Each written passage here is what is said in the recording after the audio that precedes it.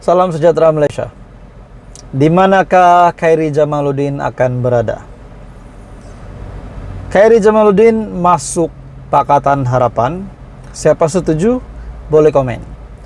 Khairi Jamaluddin masuk Perikatan Nasional. Siapa setuju pun boleh komen. Tak setuju pun boleh komen juga, tidak masalah. Di manakah KJ akan berada? Namun, kebelakangan ini kita dapat lihat.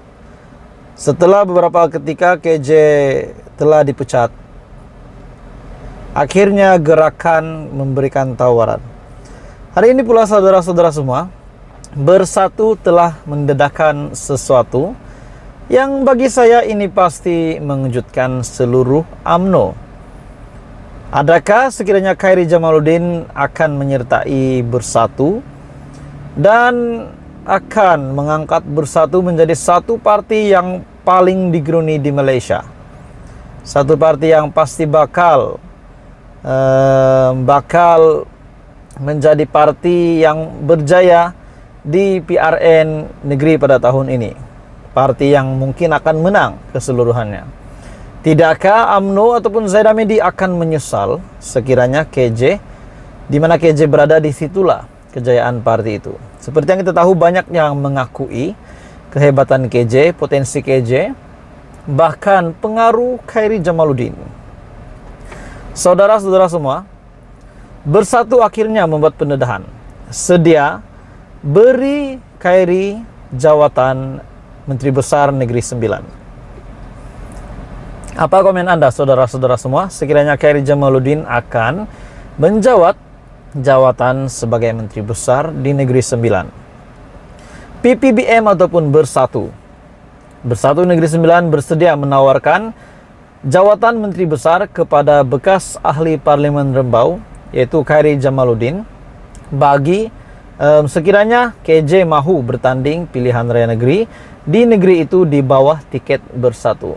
Sekiranya KJ ingin menjadi Menteri Besar, ingin mencari di mana parti politik tujuan, ingin mencari ataupun di mana platform seterusnya. Kalau beliau ingin menjadi Menteri Besar, syaratnya beliau kena menyertai Bersatu di Negeri Sembilan. Pengurusi Bersatu Negeri Sembilan, Datuk Edin Shazli Sid, berkata, soal Menteri Besar adalah persoalan kecil kerana paling penting adalah memastikan kemenangan kepada Bersatu dan juga Perikatan Nasional.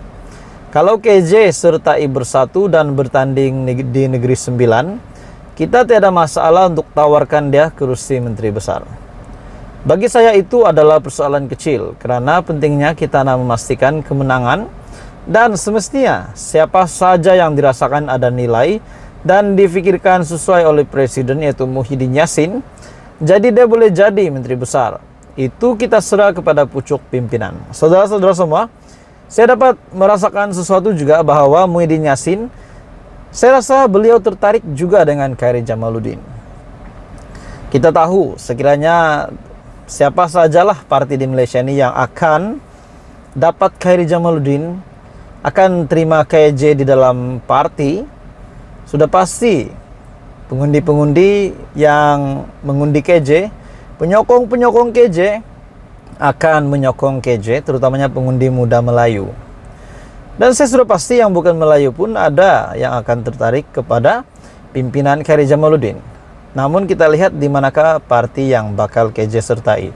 Adakah KJ akan menyertai Bersatu untuk jawatan Menteri Besar Negeri Sembilan ataupun sebaliknya? Teruskan bersama di dalam channel ini untuk perkembangan politik yang seterusnya. Halo semua, salam sejahtera Malaysia.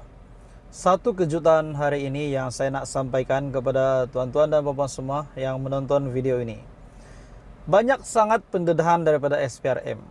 Dakwaan RM 1 bilion yang diberikan kepada syarikat berkaitan dengan menantu Muhyiddin, berkaitan dengan pembekuan akaun Bersatu, seleweng RM 600 bilion dan sebagainya. Sejak beberapa waktu ini, ketika ini kita telah mendengar banyak sangat kes berkaitan dengan seleweng dana. Dan dalam pada itu saya juga ingin mengucapkan syabas dan tahniah kepada SPRM yang setiap hari kita dapat melihat perkembangan-perkembangan bahawa mereka telah membuat tahanan, telah mereman, telah membuat tangkapan dan pendedahan-pendedahan. Hari ini saudara-saudara semua yang ada di rumah ataupun di mana saja Anda berada, satu pendedahan terkini daripada SPRM di mana seorang individu telah ditangkap. Perunding bebas yang telah menerima Rm 700.000 ubah wang haram akhirnya ditahan SPRM. Suruhanjaya Pencegahan Rasuah Malaysia SPRM telah menahan seorang perunding bebas kerana disyaki menerima upah daripada seorang wanita yang bergelar Datuk Seri bagi melakukan kerja-kerja membabitkan kegiatan pengubahan wang haram.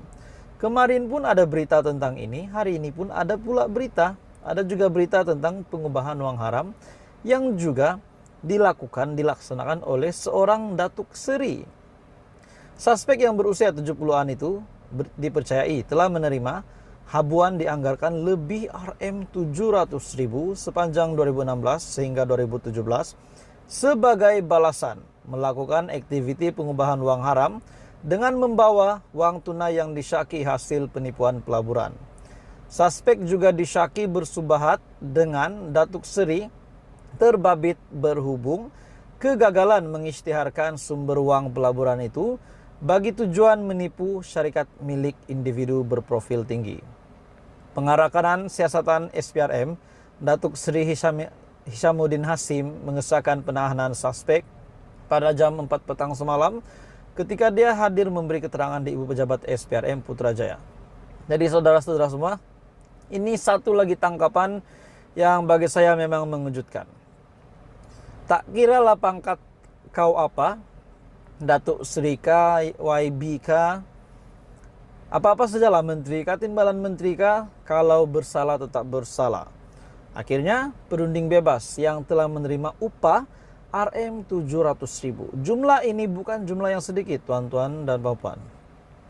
Akhirnya perunding itu telah ditahan oleh SPRM kerana telah terlibat berkaitan dengan pengubahan wang haram bersama dengan seorang Datuk Seri. Susulan tangkapan itu, suspek juga direman selama 5 hari bermula sehingga 14 Februari selepas Magistrat Irza Zulaika Rohanuddin membenarkan permohonan reman dikemukakan oleh SPRM. Pengarah kanan siasatan SPRM, Datuk Seri Hishamuddin Hasim mengesahkan penahanan tersebut. Saudara-saudara semua, ini satu lagi bukti bahwa SPRM memang melakukan kerja dengan baik. Dan ini juga sudah pasti satu isu, satu perkara yang mengejutkan ramai orang. Mesti selepas ini banyak saja tanda tanya yang timbul berkaitan dengan pendedahan SPRM ini. Mesti kita akan hilang kepercayaan kepada pemimpin-pemimpin, bahkan juga penjawat awam. Sebab sebelum ini SPRM juga telah membuat tangkapan bukan kepada pemimpin-pemimpin saja, namun penjawat awam pun kebanyakannya terlibat dengan rasuah, penyelewengan dana dan sebagainya. Apapun saudara-saudara semua, teruskan bersama di dalam channel ini. Ikuti perkembangan channel ini, perkembangan politik dan isu semasa. Jangan lupa tekan butang like, share dan subscribe.